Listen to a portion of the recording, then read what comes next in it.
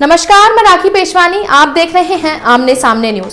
फतेहपुर नगर पालिका के लिए संभावित बीजेपी चेयरमैन प्रत्याशी अवधेश कुमार अग्रवाल काफी लंबे समय से बीजेपी से जुड़े हैं। उन्होंने राम मंदिर के आंदोलन में भी हिस्सा लिया था, जिसके लिए उनको 1 महीने की जेल भी हुई थी। वो कहते हैं कि राम मंदिर का निर्माण हो रहा है, जिससे वो बहुत खुश हैं। सेठा ही वो कहते हैं कि नगर का विकास नहीं हो रहा है, क्योंकि चेयरमैन बीजेपी का नहीं है। अगर इस बार बीजेपी यहां से जीत दर्ज करती है तो फतेहपुर का विकास प्रदेश की तर्ज पर होगा और वो मुख्यमंत्री योगी आदित्यनाथ से बात करके स्पेशल पैकेज फतेहपुर के लिए मांगेंगे। अवधेश कुमार अग्रवाल से हमारी सब एडिटर बरखा सिंह ने खास बातचीत की। देखिए उस खास बातचीत के कुछ अंश। नमस्कार, मैं हूं बरखा सिंह। आप देख रहे हैं आमने सामने न्यूज के खास प्रोग्राम शहर की संसद। आज हम मौजूद हैं फतेहपुर में, जहां पर हमारे साथ चेयरमैन प्रत्याशी अवधेश कुमार अग्रवाल जी हैं। अवधेश जी, आपका हमारे चैनल में स्वागत है। आपका भी। अवधेश जी, अब देखा आपने राजनीति में कैसे कदम रखे? राजनीति में हमारे परिवार तो राजनीति में नहीं था, हम लोग व्यापारी वर्ग से आते हैं जी। लेकिन हमारा रुझान, चूंकि बाहर हम पढ़े हैं इसलिए थोड़ा सा रुझान राजनीति में रहा और 21-22 साल की उम्र में राम जन्मभूमि आंदोलन में हमसे जुड़े और उसके बाद हम इसमें लग गए। पर आपके क्षेत्र से पता चला कि आप ये राम मंदिर के लिए काफी संघर्ष किए हैं, आप यहाँ तक कि जेल भी गए, इसमें कितनी सत्यता है? हम करीब सुल्तानपुर जेल में 1 महीने रहे इसी आंदोलन में। उसके बाद जब वहां से बाहर निकले तो मंदिर कार सेवा हुई, उसमें गए, लोगों को लेके गए। हमारा रुझान बहुत था। एक तो हिंदू होने के नाते राम जन्मभूमि, उससे राम जी से उनके संपर्क में, उनका मंदिर का निर्माण में, हाँ, उनसे मतलब भक्त जुड़े रहे हम लोग। तो उनके मंदिर के निर्माण में जो भी हमसे हो पाया हमने किया और आज जब बन रहा है तो मन में बहुत खुशी है इस बात की कि हमारा भी इसमें सहयोग रहा है, सहयोग रहा है, योगदान रहा है। और इससे बढ़ के खुशी और कौन सी हो सकती है। आप काफी धार्मिक प्रवृत्ति के हैं और आपने ऐसे बहुत सारे विकास के भी कार्य करवाए होंगे अपने क्षेत्र में। हम चूंकि राजनीति में रहने के बाद यहाँ पे ऐसा अभी तक कोई मौका नहीं मिला जिसके लिए हम विकास कार्य में कोई सहयोग कर पाते। लेकिन हमारे परिवार का योगदान बहुत रहा है, क्योंकि वो धार्मिक भी थे और व्यापारी वर्ग से थे। तो उन्होंने समय समय पे लोगों की मदद की, जिसका लाभ हमको आगे मिलना तय था। जी। तो आपने कोई अभी तो आप नए हैं, तो कोई आपने रूपरेखा तैयार की है कि आने वाले चुनाव में कैसे कैसे कार्य करना है? जी, हमारे रूपरेखा, जैसे मान लीजिए जो पुराने चेयरमैन यहाँ रहे उन्होंने मलिन बस्तियों के लिए कुछ नहीं किया।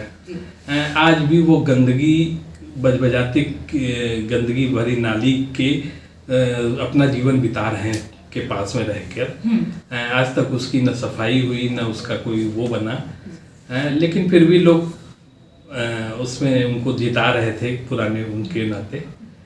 हमने सोचा कि चलो इस बार देखा जाए, अगर होते हैं तो कम से कम उनको उनके स्तर से ऊपर उठने का मौका मिलेगा। तो आप उनसे बेहतर कार्य कर सकते हैं। जी, यही एक मन में वो है, प्रेरणा है कि हम उससे अच्छा करके दिखाएं। जी, जैसे आपका स्वयं का भी कहना है कि यहाँ पे जो कूड़ों का ढेर है और फिर नाली जो है काफी भरे हुए हैं, तो इस पर आप जनता को कैसे संतुष्ट करेंगे यदि आप चेयरमैन बनेंगे? तो नहीं, हम संतुष्ट नहीं करेंगे, हम उसको एक कार्य योजना करेंगे, कार्य करेंगे, उस पर कार्य करके दिखाएंगे। जी, उसको नालियों को गटर सिस्टम बना के और वो करके उनको उससे निजात दिलाएंगे। और आपने कुछ सोच के रखा है कि यदि आप चेयरमैन बनेंगे तो और क्या क्या कार्य करेंगे, या आपका जनता से क्या क्या वादे हैं? जनता से क्या, जितना भी विकास कार्य के लिए पैसा मिलेगा, हमारा संकल्प यही है कि 100% पैसा वो विकास कार्य में लगे। हमको एक भी पैसा उसमें से नहीं चाहिए, जैसा कि ये लोग करते आए हैं कि स्वयं का विकास करते आए हैं। हाँ, स्वयं का विकास करते आए हैं और हम जनता का विकास चाहते हैं। और चूंकि धार्मिक प्रवृत्ति से जुड़े हुए हैं, इसलिए भी हमारा अपना एक वो है कि हम जनता के लिए कुछ कर पाए। मतलब आप सिर्फ जनता के लिए राजनीति में कदम रखे हैं? जी, हमारा अपना और कोई कुछ नहीं है, बस थोड़ा सा यही है कि कुछ कोई कार्य ऐसा कर पावे जिससे कि लोग याद करें कि हाँ कोई व्यक्ति था। तो जनता जानना चाहती है जो चेयरमैन हमारे प्रत्याशी हैं वो कितने शिक्षित हैं? जी, हमारी शिक्षा नैनीताल में हुई है और अच्छे स्कूल में हुई, लेकिन संयोगवश हम ज़्यादा पढ़ नहीं पाए। इंटर करने के बाद हमने वहाँ से जब छूटे तो फिर यहाँ अपने व्यापार में ही लग गए जी, और व्यापार ही किया जी। फिर भी आप पढ़े लिखे हैं, इंटर किया है, ये भी बहुत है अपने में ही। और ये बताइए, तो आपने फिर शिक्षा के लिए भी कुछ सोच के रखा होगा कि यदि आप चेयरमैन बनेंगे तो गरीबों की कैसे उन लोगों को आगे बढ़ने के लिए प्रोत्साहित करेंगे कि वो भी अपने बच्चों को शिक्षित करें? जी, यहाँ चूंकि मुस्लिम बाहुल क्षेत्र में है और उसमें मुस्लिम भी है और जो मलिन बस्तियों में रह रहे लोग हैं जी, उनके बच्चे शिक्षित नहीं हैं, ना हैं और ना जाने की चेष्टा करते हैं। तो उनको प्रेरित करेंगे कि वो लोग स्कूल जाएं और शिक्षा ग्रहण करें और अच्छे उसमें लगें। तो आपने महिलाओं के लिए भी कुछ सोचा होगा? हाँ, महिलाएं ज़्यादातर तो ये देहात एरिया पड़ता है जी, यहाँ पे गृहिणी ही हैं और उनको गृहिणी होने के नाते उनकी जो भी मदद की जा सकती है की जाएगी। यहाँ कोई महिला ऐसा कोई कॉलेज है महिलाओं के लिए? हाँ, यहाँ महिला डिग्री कॉलेज है जी, जिसमें वो है कम शिक्षा लोगों की। और आपका कोई मुख्य मुद्दा है जिसे केंद्रित करके आप चुनाव में उतर रहे हैं? बस यही है कि लोगों को जो ये गंदगी में जी रहे हैं इससे उनको ऊपर उठाया जाए, उनका जीवन यापन अच्छा किया जाए, निरोग स्वस्थ वो रहे।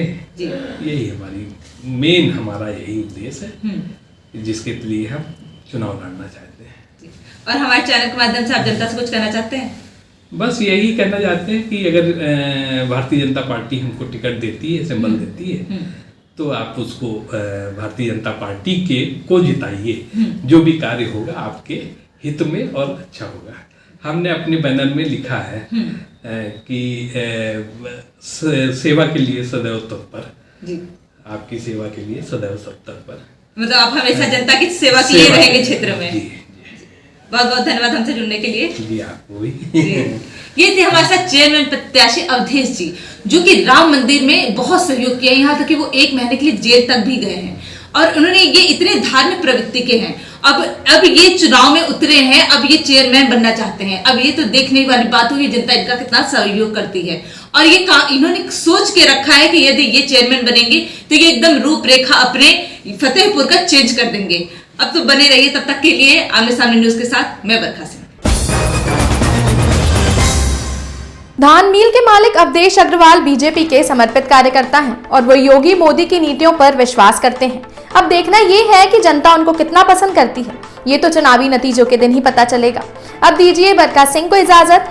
ऐसे ही और साक्षात्कार देखने के लिए बने रहिए हमारे साथ आमने सामने न्यूज पर। हमारे चैनल को लाइक करें और सब्सक्राइब करें। नमस्कार।